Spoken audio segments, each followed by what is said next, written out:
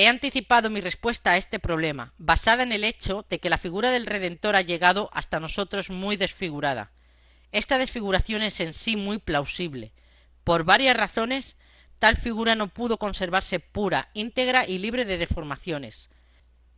Tanto el medio ambiente en el que se desenvolvió esta figura extraña, como sobre todo la histeria, las vicisitudes de la primera comunidad cristiana, dejaron en ella por fuerza sus huellas. Ella enriqueció la figura, retroactivamente, con rasgos que sólo son comprensibles a la luz de la guerra y los fines de propaganda.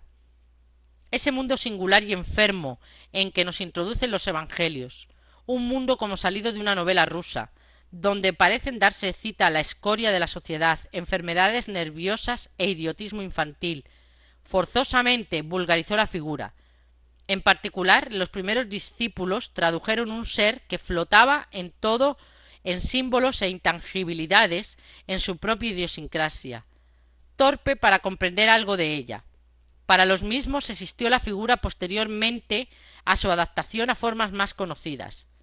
El profeta, el Mesías, el juez futuro, el moralista, el taumaturgo, Juan Bautista. Otras tantas ocasiones para entender mal la figura. No subestimemos, por último, el propium de toda gran veneración, sobre todo de la sectaria.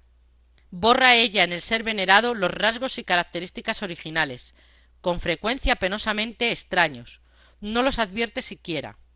La figura, como figura de la decadence, bien puede haberse caracterizado, en efecto, por una singular multiplicidad y contradicción. No cabe descartar rotundamente esta posibilidad. Sin embargo, todo induce a desechar tal conjetura. Precisamente la tradición debiera ser en este caso singularmente fiel y objetiva, cuando tenemos razones para suponer justamente lo contrario. Por lo pronto, hay una contradicción entre el predicador simple, dulce y manso, cuya figura sugiere a un Buda en un mundo nada indio, y ese fanático de la agresión, el enemigo mortal de los teólogos y los sacerdotes que la malicia de Renan ha exaltado. Personalmente no dudo de que la agitación de la propaganda cristiana ha incorporado a la figura del maestro la crecida dosis de hiel. Es harto sabida la falta de escrúpulo con que todos los espíritus sectarios hacen en su maestro su propia apología. Cuando la comunidad primitiva tuvo necesidad de un teólogo riguroso, enconado, iracundo y maliciosamente sutil para hacer frente a otros teólogos, se creó su Dios de acuerdo con sus necesidades, del mismo modo que le atribuyó sin vacilar conceptos nada evangélicos de los que ya no podía prescindir: resurrección, juicio final y toda clase de esperanzas y promesas temporales. Me opongo, repito, a que se incorpore a la figura del Redentor el fanático. La palabra impereux, usada por Renan, basta por sí sola para anular esta figura. La buena nueva consiste precisamente en que ya no hay antagonismos y contrastes, que el reino de los cielos es de los niños. La fe que aquí se manifiesta no es una fe conquistada en lucha, sino que está ahí desde un principio. Es, como si dijéramos, una infantilidad replegada sobre la esfera de lo espiritual. Los fisiólogos, por lo menos, están familiarizados con el caso de la pubertad retardada y no desarrollada en el organismo, como consecuencia de la degeneración. Tal fe no odia, no censura, no se resiste, no trae la espada, le es totalmente ajena la idea de que pueda llegar a separar. No se prueba a sí misma, ni por milagros ni por premio y promesa, ni menos por la Sagrada Escritura. Ella misma es, en todo momento, su propio milagro, su propio premio, su propia prueba, su propio reino de Dios. Esta fe tampoco se formula, vive, se opone a las fórmulas. Por cierto, que las contingencias del medio, de la lengua y de los antecedentes intelectuales condicionan determinado círculo de conceptos. El primitivo cristianismo maneja exclusivamente conceptos judeosemíticos, por ejemplo, el comer y beber en el caso de la comunión, ese concepto del que la Iglesia, como de todo lo judío, ha hecho un grave abuso. Pero cuidado con ver en ellos más que un lenguaje simbólico, una semiótica, una ocasión para expresarse a través de alegorías. Precisamente el que ninguna palabra suya sea tomada al pie de la letra es la condición previa para que ese antirrealista pueda hablar. Entre los judíos se hubiera servido de los conceptos del Sanjiam, entre los chinos de los de Lao Tse, sin notar la diferencia. Con cierta tolerancia en la expresión se pudiera llamar a Jesús un espíritu libre. No le importan las fiestas, la palabra mata, todo lo fijo mata. En él el concepto, la experiencia, la vida, como él los conoce, son contrarios a todas las palabras, fórmulas, leyes, credos y dogmas. Él sólo habla de lo más íntimo. Emplea los términos vida, verdad o luz para expresar lo más íntimo.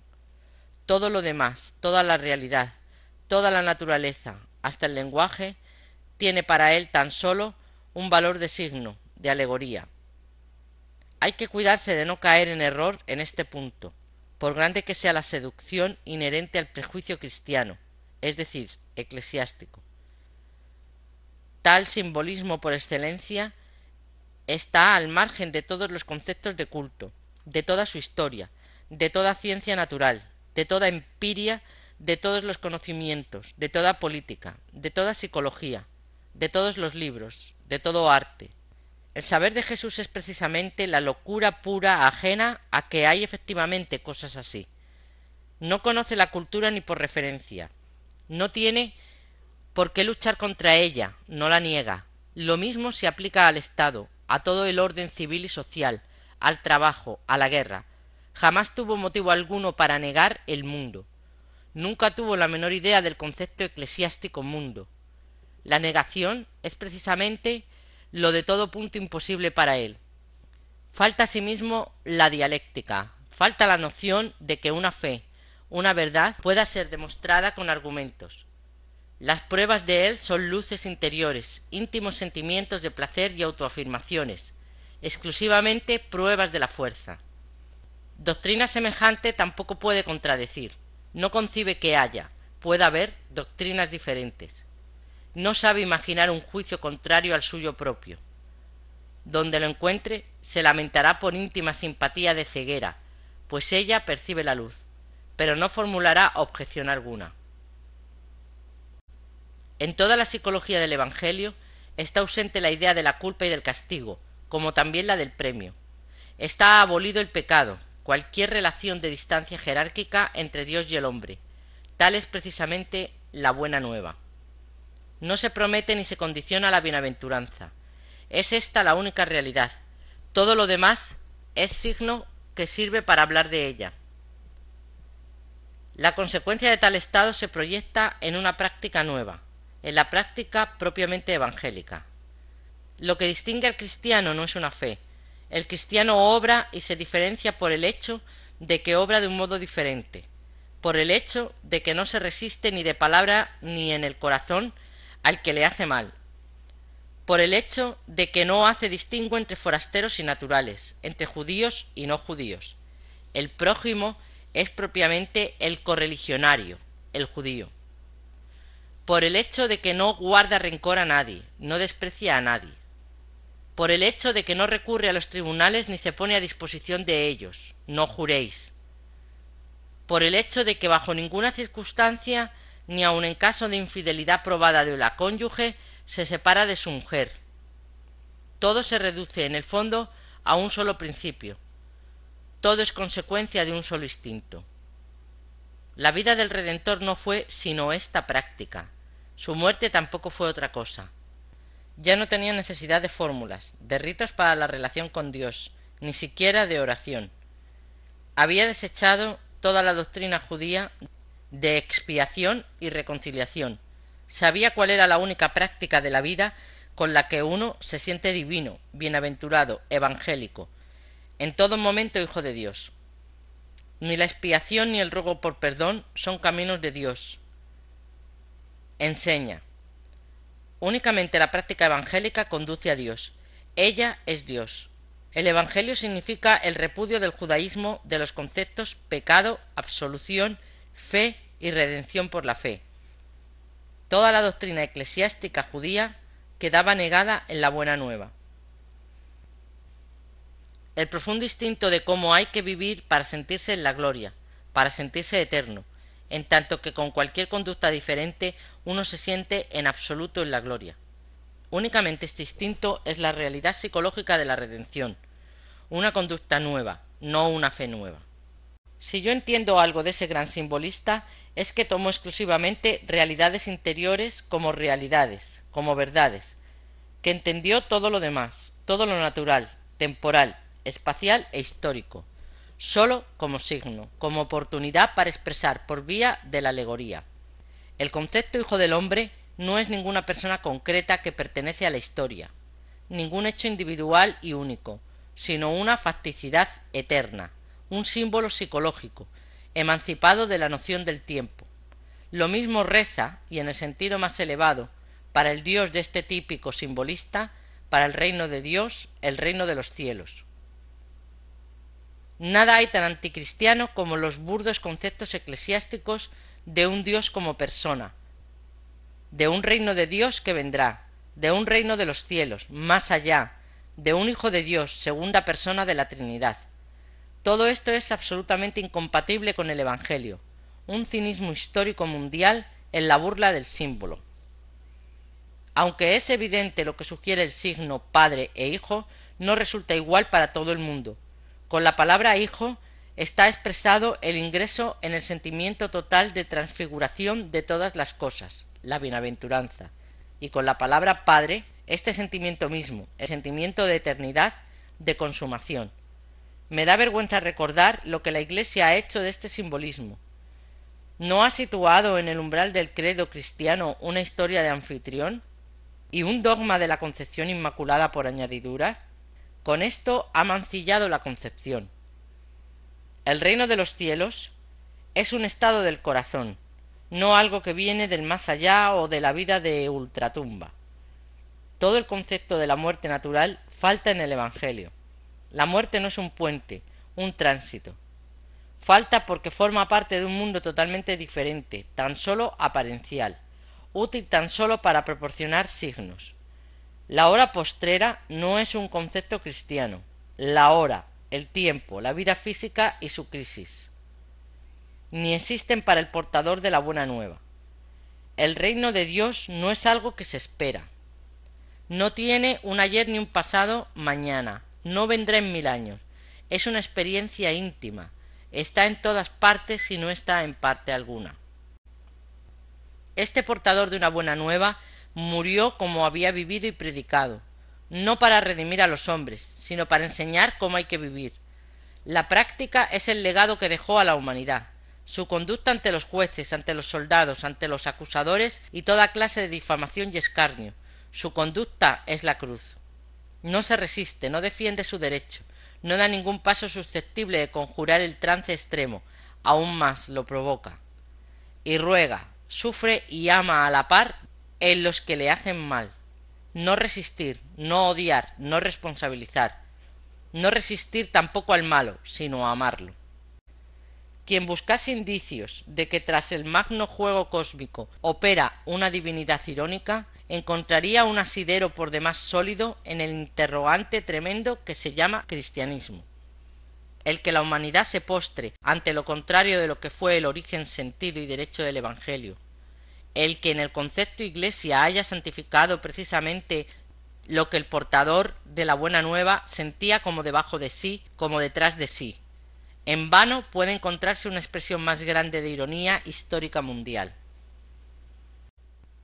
Nuestra época se enorgullece de su sentido histórico. ¿Cómo puede creer el absurdo de que en el principio del cristianismo está la burda fábula del taumaturgo y redentor y que todo lo espiritual y simbólico es sólo una evolución posterior? Por el contrario, la historia del cristianismo, a partir de la muerte en la cruz, es la historia de un malentendido cada vez más burdo sobre el simbolismo original. Conforme el cristianismo se propagaba entre masas más vastas y más rudas, carentes para comprender las condiciones en que se había originado, era necesario vulgarizarlo y barbarizarlo. Ha absorbido doctrinas y ritos de todos los cultos clandestinos del Imperio romano, el absurdo de toda clase de razón enferma. La fatalidad del cristianismo reside en el hecho de que su credo tenía que volverse tan enfermo, bajo y vulgar como las necesidades que estaba llamado a satisfacer. La Iglesia es la barbarie enferma hecha potencia.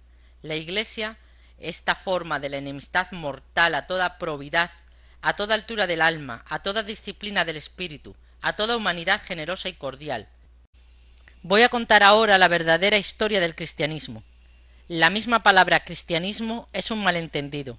En el fondo, no hubo más que un solo cristiano que murió crucificado. El Evangelio murió crucificado. Lo que a partir de entonces se llamaba Evangelio era ya lo contrario de aquella vida, una mala nueva, un disangelio. Es absolutamente falso considerar como rasgo distintivo del cristiano una fe.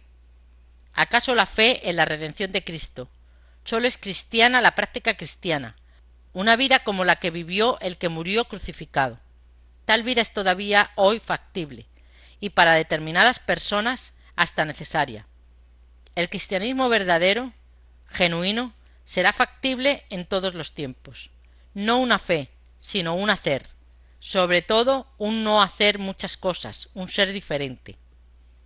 Los estados de conciencia, cualquier fe, por ejemplo, el creer cierta tal o cual cosa, todos los psicólogos lo saben, son totalmente indiferentes y de quinto orden frente al valor de los instintos.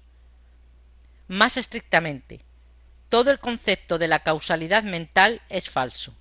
Reducir el ser cristiano, la esencia cristiana, a un creer cierta tal o cual cosa, a un mero fenomenalismo de la conciencia, significa negar la esencia cristiana. No ha habido cristianos, en efecto.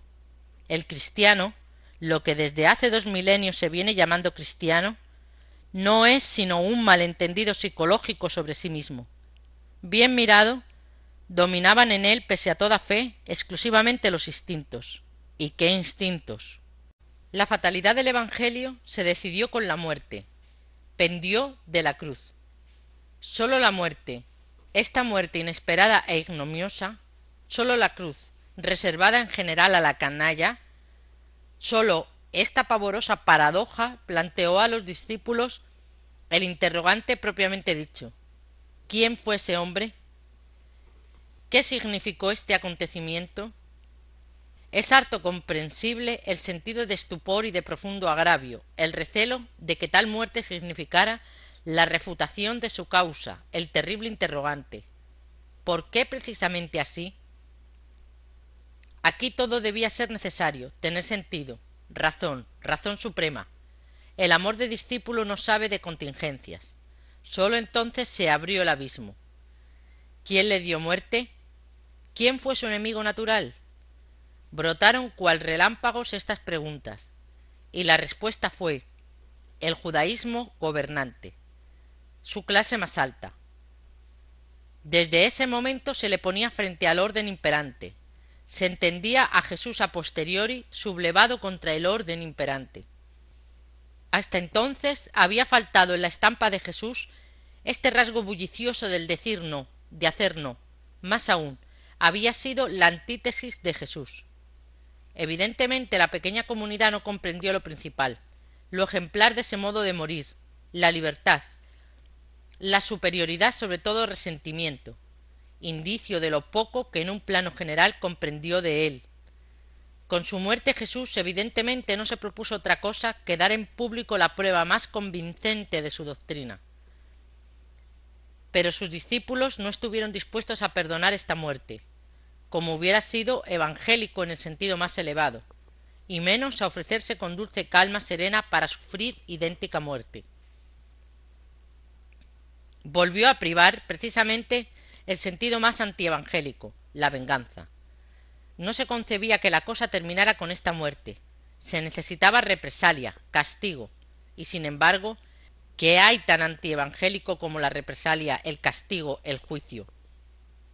Una vez más pasó a primer plano la esperanza popular en el advenimiento de su Mesías. Se consideró un momento histórico, el reino de Dios juzgando a sus enemigos. Pero de este modo todo quedaba tergiversado. El reino de Dios como acto final, como promesa. El Evangelio había sido precisamente la existencia, consumación, realidad de este reino. Justamente tal muerte era este reino de Dios. Sólo entonces se incorporó a la figura del Maestro todo el desprecio y encono hacia los fariseos y los teólogos. En esta forma se hizo de él un fariseo y un teólogo. Por otra parte, la veneración exacerbada de esas almas desquiciadas ya no soportaba esa igualdad evangélica de todos como hijos de Dios que había enseñado Jesús. Su venganza consistía en elevar de una manera extravagante a Jesús, del mismo modo que en un tiempo los judíos, ansiosos de vengarse de sus enemigos, habían desprendido de ellos y elevado a su Dios. El solo Dios y el solo Hijo de Dios son por igual un producto del resentimiento. A partir de entonces quedaba planteado un problema absurdo. ¿Cómo pudo Dios permitir esto? A este interrogante hallaba la razón perturbada de la pequeña comunidad una respuesta terriblemente absurda. Dios inmoló a su Hijo para perdón de los pecados, como víctima propiciatoria. ¿Cómo acabó de golpe el Evangelio? La víctima propiciatoria, y aún, en su forma más repugnante y bárbara, el sacrificio del inocente por los pecados de los culpables. ¡Qué paganismo tan pavoroso! Jesús había abolido el mismo concepto de culpa, había negado toda distancia entre Dios y el hombre, había vivido esta unidad de Dios y el hombre como su buena nueva, y no como prerrogativa. A partir de entonces se iba incorporando gradualmente al tipo de redentor la doctrina del juicio y de la resurrección, la doctrina de la muerte como muerte sufrida para reparar la culpa de los hombres y la doctrina de la resurrección, con la cual estaba escamoteado todo el concepto bienaventuranza, toda única realidad del Evangelio, en favor de un estado de ultratumba. Pablo dio a esta concepción, a este ultraje de concepción, con ese descaro desutilizante que lo caracteriza, esta fundamentación. Si Cristo no ha resucitado de entre los muertos, nuestra fe es vana. Y de pronto el Evangelio quedó convertido en la más despreciable de todas las promesas imposibles de cumplir, la doctrina insolente de la inmortalidad de la persona. El propio Pablo la enseñó aún como premio. Como se ve, la muerte en la cruz puso fin a un nuevo y desde todo punto original conato de movimiento pacifista búdico, de felicidad terrenal efectiva, no solamente prometida, pues, como ya subrayé, tal es la diferencia principal de estas dos religiones de la decadencia.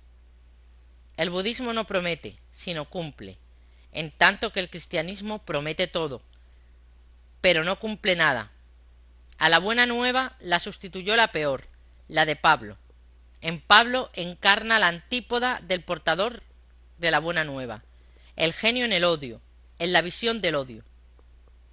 Hay que ver lo que este disangelista sacrificó al odio, sobre todo al propio Redentor, lo clavó en su cruz. La vida, el ejemplo, la doctrina, la muerte, el sentido y el derecho de todo el Evangelio. Nada de esto quedó al comprender este falsario por odio lo que le convenía para sus fines. No la realidad, no la verdad histórica. Y una vez más el instinto sacerdotal del judío cometió el mismo grave crimen contra la historia. Hasta aquí regleta vieja, desde aquí regleta nueva. Borró sin más ni más el ayer, el anteayer del cristianismo, y se inventó una historia del primitivo cristianismo.